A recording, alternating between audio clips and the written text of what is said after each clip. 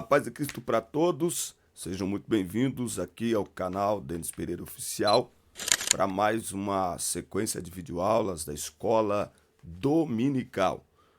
É uma alegria recebê-los aqui semanalmente, pastores, professores, superintendentes, dirigentes e todos os que amam a Palavra de Deus, a Escola Dominical, para juntos prepararmos estas aulas das classes de pré-adolescentes, adolescentes, juvenis, jovens e adultos. Por isso, se você não está inscrito no canal ainda, inscreva-se e ative as notificações, dê like no vídeo e deixe o seu comentário, que é muito importante para nós. Fale para nós de onde você nos assiste. Ao longo da aula vamos fazendo algumas perguntas. Fique conosco até o final. No final da aula tem a dica do professor. Está imperdível esse quadro aqui e você não pode perder. Na descrição dos vídeos tem todas as nossas redes sociais, tem as nossas viagens. Eu vou ver se eu consigo colocar as imagens deste último final de semana.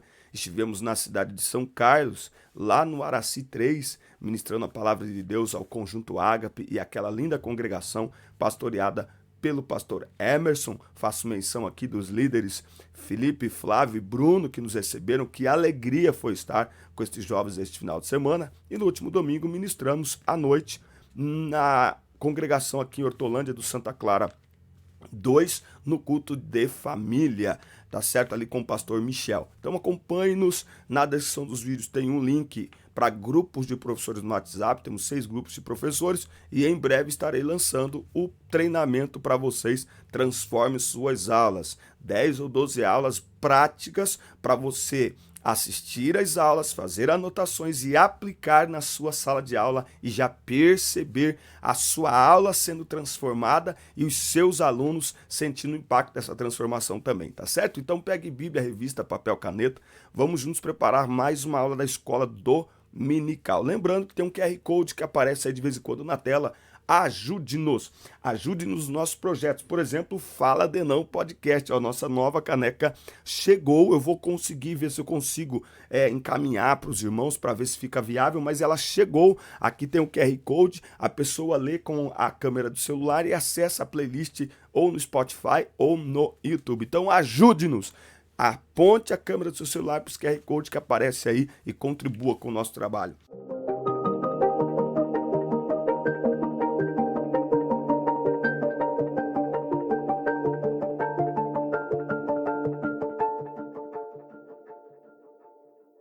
Prestando um culto santo a Deus é o título aqui da lição 5.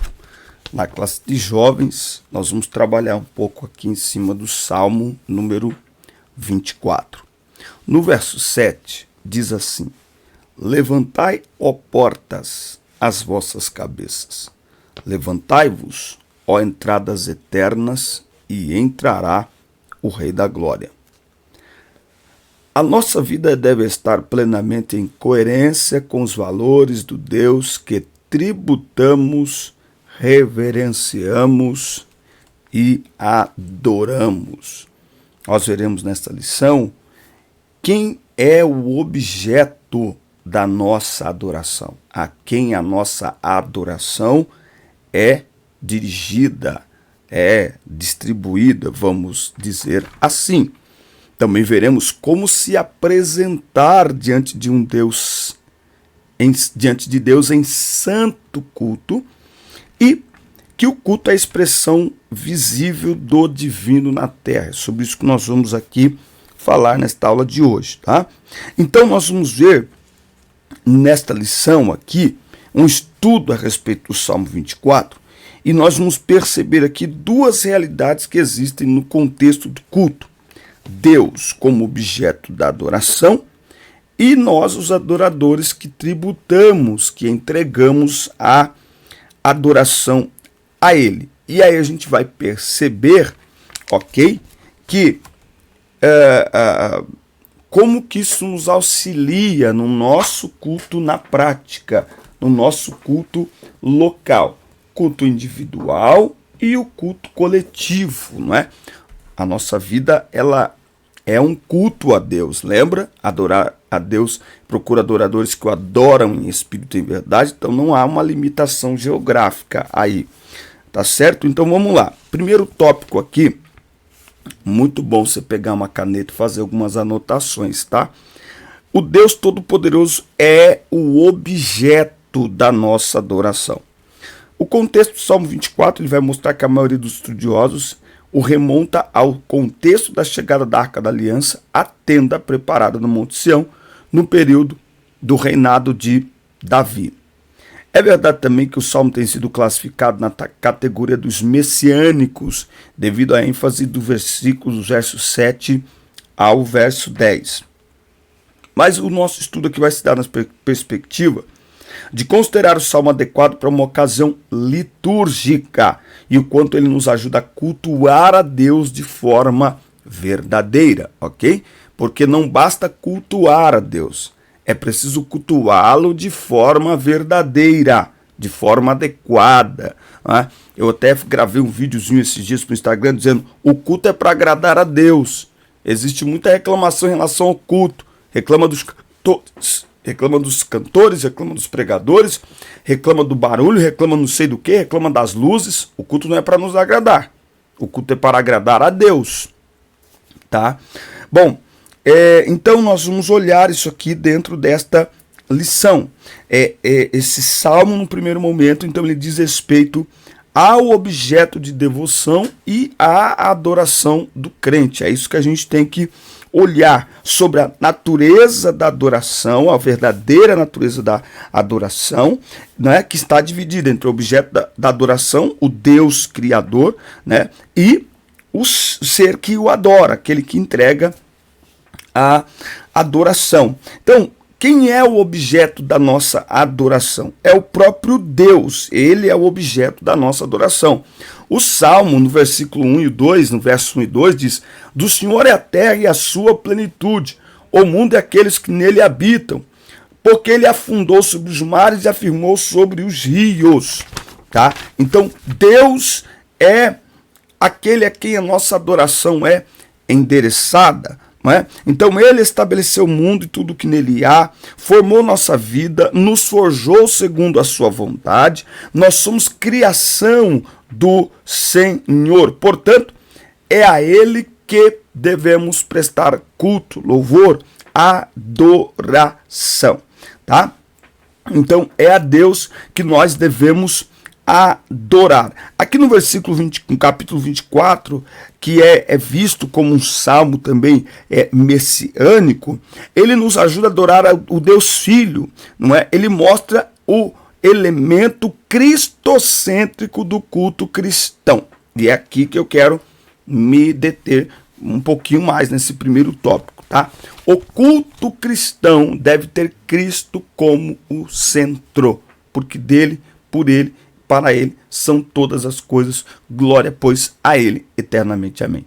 Os louvores cantados devem apontar para Cristo, a pregação deve apontar para Cristo. Eu até estive perguntando nos meus stories, gravei uns stories no Instagram, falando assim, quanto da nossa pregação tem Cristo nela? Muitas vezes estamos vendo pregações, estamos pregando, e nós estamos entrando em polêmicas de internet, atacando A, atacando B, e Cristo fica onde nessa pregação?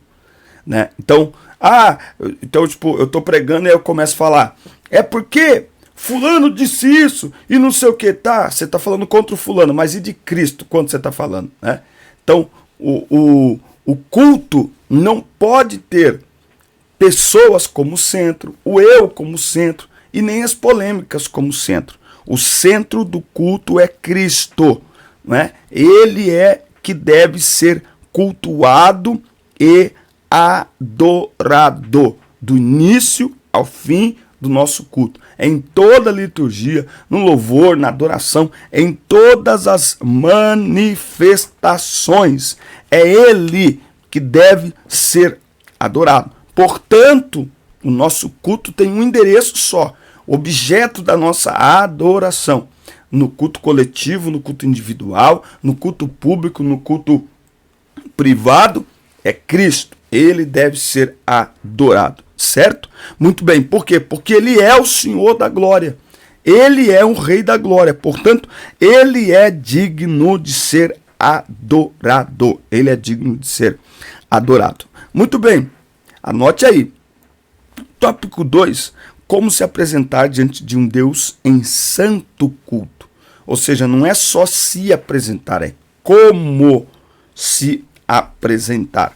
Tá? Eu quero ler aqui um texto de Romanos, capítulo 12, versículo 2. E versículo 1. Rogo-vos, pois, irmãos, pela compaixão de Deus, que apresenteis os vossos corpos em sacrifício vivo, santo e agradável a Deus, que é o vosso culto racional. Tá? Então, não basta cultuar, é preciso cultuar da forma certa. É por isso que Deus não se impressiona com a nossa programação. Deus não se impressiona com a nossa... com a pirotecnia gospel hoje em dia. O que Deus olha é coração. O que está sendo feito, por mais simples ou mais complexo que seja, está sendo feito de fato para o Senhor, está sendo entregue a Ele, o endereço desse culto é a Ele, então Ele recebe. Caso contrário, tanto faz se é complexo ou simples, não representa nada. Por quê? Porque Deus olha coração. Coração é motivação. Coração é intenção. Então, como se apresentar diante de um Deus em santo culto? Você já se inscreveu no canal? Inscreva-se, ative as notificações, dá like no vídeo e deixa seu comentário, que é muito importante para nós, tá? Deixe seu comentário aí, que é muito importante para nós. Fale para nós de onde você nos assiste, coloca assim a hashtag estou aqui, fale para nós a cidade onde você nos assiste, para a gente saber até onde o nosso conteúdo está chegando, tá certo? E esse QR Code aí é para você contribuir com o nosso trabalho, é para você mostrar gratidão aqui ao nosso conteúdo, tá? Só mira a câmera do seu celular aí. Olha só, pureza de coração, tá? Então, pureza de coração. Quem subirá ao monte do Senhor? Monte do Senhor aqui é o templo, tá falando de culto, tá? E aí ele diz os puros de coração. Interessante isso. Pureza de coração. O que seria essa pureza de coração? O que significa aí esta pureza, né, de coração? Isso fala de simplicidade. Isso fala de integridade. Isso fala de um coração que não tem mentira, que não tem engano. Fala de um coração puro, um coração sem malícia, um coração sem desejo de vingança, não é? Isso fala de um coração que está aí disposto de fato a adorar a Deus, não é? Então veja, é um tipo de vida em que o adorador renuncia o próprio ego para entronizar a Deus em seu coração. É um estilo de vida que tem consequências práticas para fora da área do templo, né? Eu tenho pensado muito em muitas frases de efeito que têm sido ditas ultimamente e tenho visto, principalmente na área da psicologia, né, pessoas falando coisas que muitas vezes estão sendo faladas no altar. Isso é um perigo. Por exemplo, seja você mesmo. Se preocupe com você. Ah, eu fiquei mais tranquilo, mais tranquila, depois que eu me livrei da necessidade de agradar as outras pessoas. O nome disso não é amor próprio. O nome disso é egoísmo. Isso é uma pessoa egocêntrica, que vive em torno do próprio umbigo, tá? Porque, na realidade, nós vivemos para agradar a Deus. Logo, o evangelho não é um chamado para eu me satisfazer, mas para eu renunciar aos próprios desejos. Não é um chamado para satisfazer o eu. Quanto mais o homem satisfaz a si mesmo, mais longe de Deus e da eternidade ele está. Quanto mais o homem nega a si mesmo, mais próximo de Deus e da eternidade com Deus ele se encontra, né? Então, é interessante, é um estilo de vida, tá? Então, por isso que nós precisamos entender que no nosso momento, que a lição vai falar aqui num outro ponto, mas no momento em que nós estamos vivendo, o nosso culto não se resume ao templo. Aliás, o templo, as manifestações de culto no templo, elas devem ser reflexo do nosso culto fora dele. Entende? Então, por quê? Porque quem cultua Deus de verdade sabe que não há uma limitação geográfica. Então eu não o cultuo quando estou no templo. Não, eu vou ao templo para cultuar com os irmãos, em comunidade, mas fora do templo eu continuo tendo a mesma percepção de culto. O que é cultuar? É apresentar-se diante de Deus. Vamos ver? Salmo 100. Vamos ver? Aliás, precisamos fazer estudos com este tema. O que é cultuar? Porque quem não sabe o que é cultuar, não sabe prestar culto. Tá? Então, é muito interessante isso. Então, o que é cultuar? Ele diz aqui, olha só, é apresentar-se diante do Senhor. Salmo 100. Celebrai com júbilo ao Senhor, todos os moradores da terra. Servi ao Senhor com alegria e apresentai-vos a Ele com canto. Então, cultuar é servir ao Senhor, é prestar serviço a Deus. Cultuar é apresentar-se diante de Deus. Eu preciso ter esta consciência. Logo, cultuar também é colocar-se, é apresentar-se diante de Deus. Sendo assim, Deus é espírito, então eu preciso ter uma vida coerente dentro e fora do templo. Porque onde quer que eu esteja, o Senhor está. E eu sou receptáculo de sua presença, habitação do seu espírito. E preciso ter consciência que ele está aonde quer que eu esteja. Tá bom? E aí nós temos as bênçãos de justiça de Deus, que estão ali nos versículos 5 e 6. O adorador que age de acordo com os versos 3 e 4 recebem as bênçãos que estão elencadas aqui no versos 5 e 6. Este receberá a bênção do Senhor e a justiça do Deus da salvação. Esta é a geração daqueles que buscam a tua face, ó Deus. Olha que interessante isso. Lá em 2 Crônicas 7,14, assim, se o meu povo se humilhar e orar e buscar a minha face. Qual a diferença entre orar e buscar a face? Orar é se aproximar. Orar orar é diminuir as distâncias. E buscar a face é permanecer na presença. É desfrutar da presença. Orar é falar com Deus. Buscar a face é desfrutar da presença, é ficar na presença. Entende isso? É passar tempo com Deus. Então, esta é a geração daqueles que buscam a tua face. Buscar a face é ficar na presença de Deus por causa dele. Pela presença dele. Ok? Quem faz isso? Aquele que é limpo de mãos, puro de coração, que não entrega a sua alma à vaidade, nem jura enganosamente, que não é guiado pelos seus próprios desejos, resumidamente falando.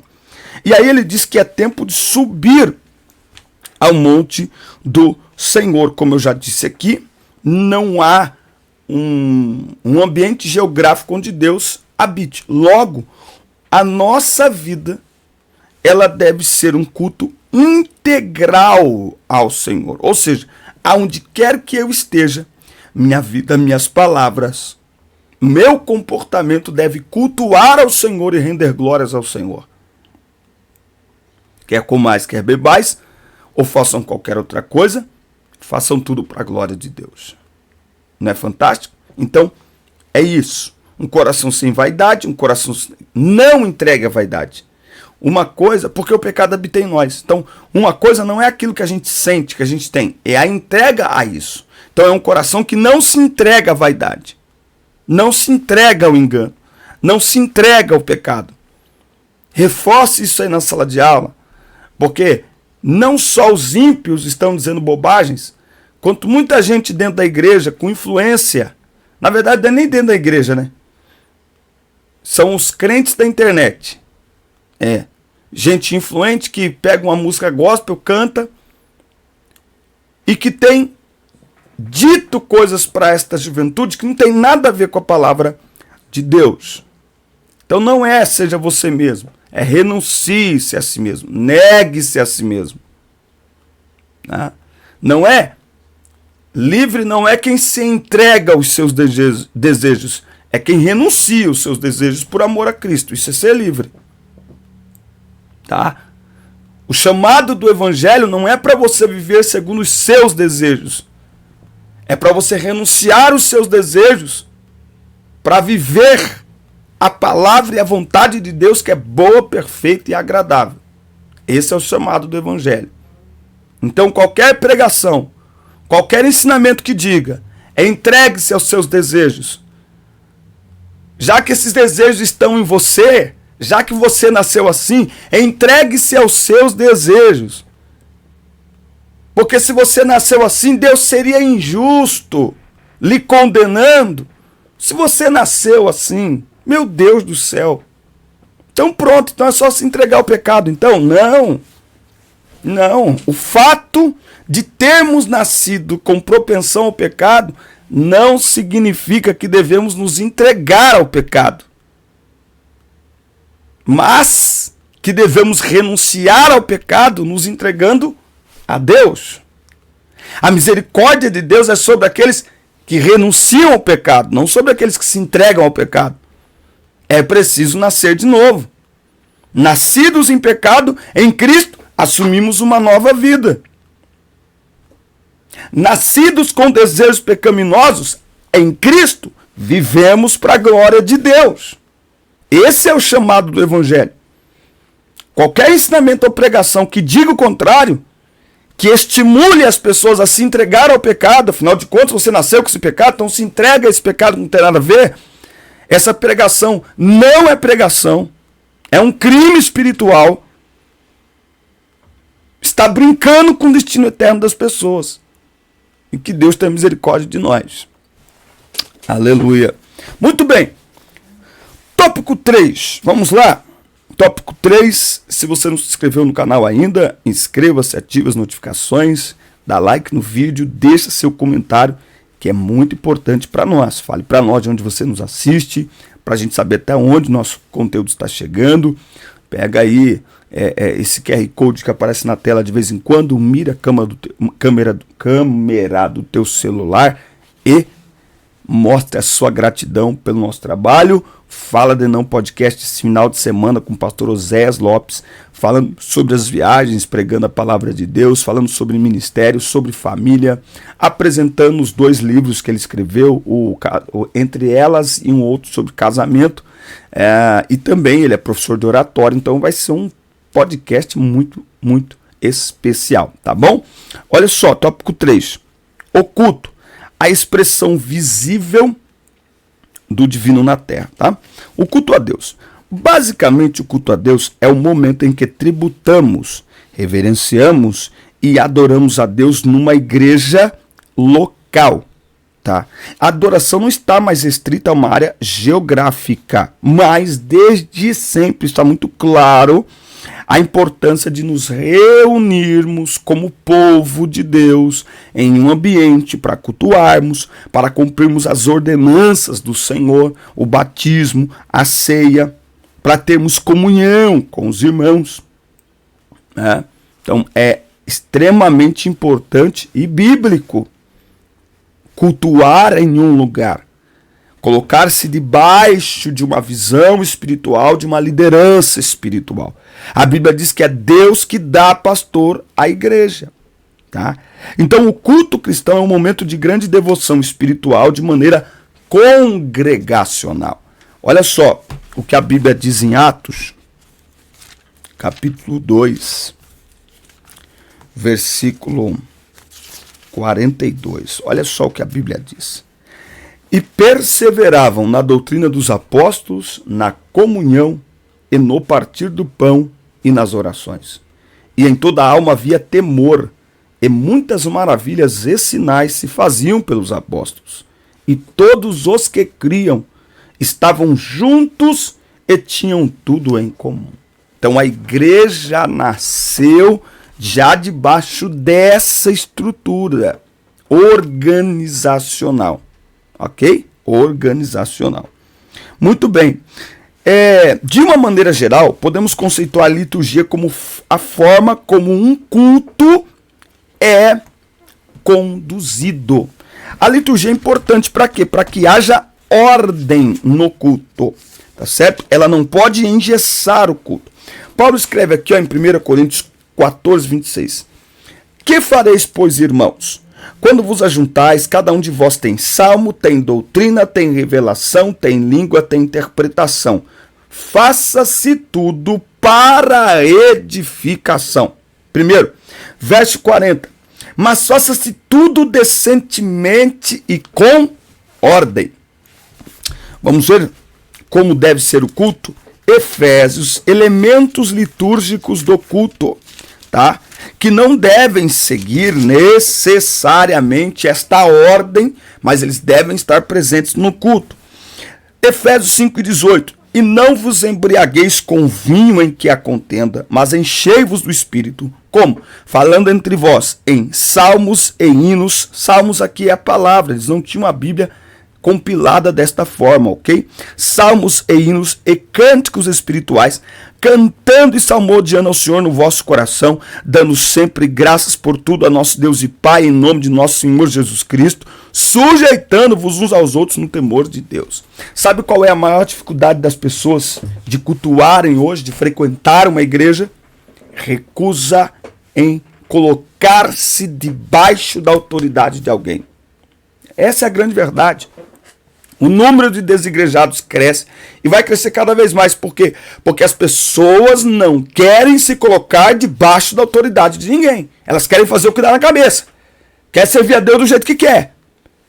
Igreja é lugar de nos reunirmos para adorar a Deus como igreja, como povo, de forma coletiva. É só olhar de Gênesis a Apocalipse, está muito claro lá. Aliás, na eternidade vai ser assim, não vai ser cada um na sua casa, estaremos juntos lá. Não tem um monte de céu. É um céu só. Então, igreja é o lugar onde nos reunimos como povo, de forma coletiva, para adorar a Deus. Jesus não passou de aldeia em aldeia e deixou um discípulo aqui, um ali. Não, ele juntou 12 e caminhava com os 12. Para mim, isso já é uma indicação clara de que a igreja deve andar de forma coletiva. Então, a congregação local é o lugar onde nos reunimos para adorar a Deus, para cultuar a Deus, para sermos pastoreados, porque se Deus dá pastores à igreja lá em Efésios 4:11, esses pastores têm que ter ovelha para pastorear, ué. Deus dá pastor para pastorear quem? O que dá sentido ao pastorado é as ovelhas que ele pastoreia. Certo? Então, ó, igreja é lugar de congregar, é lugar de ser pastoreado. Igreja é lugar de sermos corrigidos. Igreja é lugar de servirmos uns aos outros. Porque quando servimos uns aos outros, nós estamos servindo a Deus. Agora tem gente que diz que serve a Deus, mas não consegue servir o irmão que senta do lado. Estranho isso. Então não faz sentido. E por que isso é... eu não quero esse negócio de igreja pra mim. Denominação foi o diabo que inventou. Isso é conversa de quem não quer se submeter à autoridade. Isso é conversa de gente rebelde. Gente que não tem de fato compromisso com Deus e com sua palavra. Quer andar pelas próprias pernas, fazer o que lhe vem à cabeça. Ah, mas as igrejas tem uns escândalos, tem esses pastores, tem não sei o que, tem não sei o que. Em todo lugar tem. No hospital também tem um monte de doente, mas você tem que ir lá. Tem médico bom e médico ruim, acabou, irmão.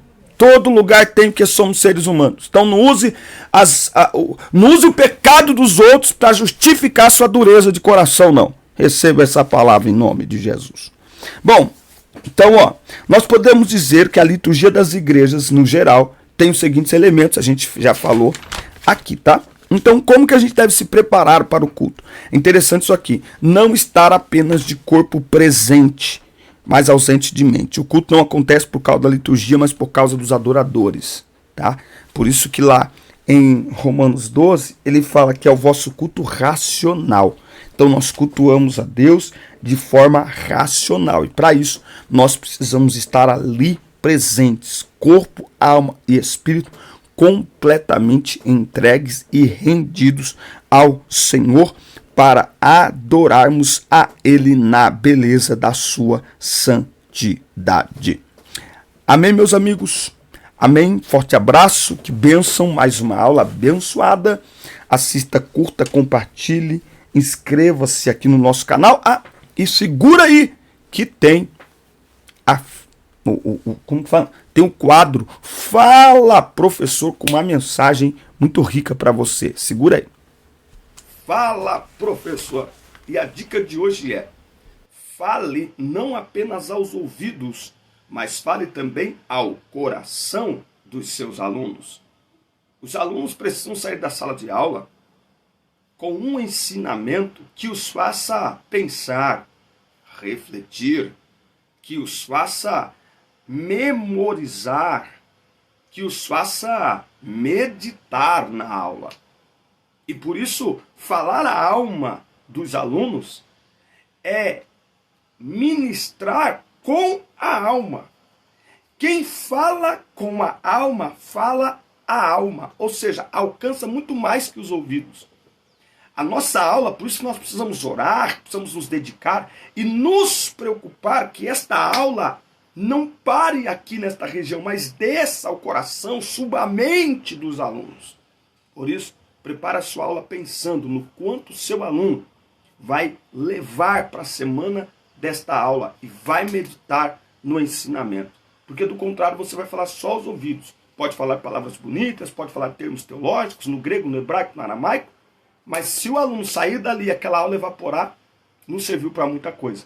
Sua aula pode ser simples, sem nenhum jargão teológico, mas ela precisa ficar impregnada na alma dos seus alunos.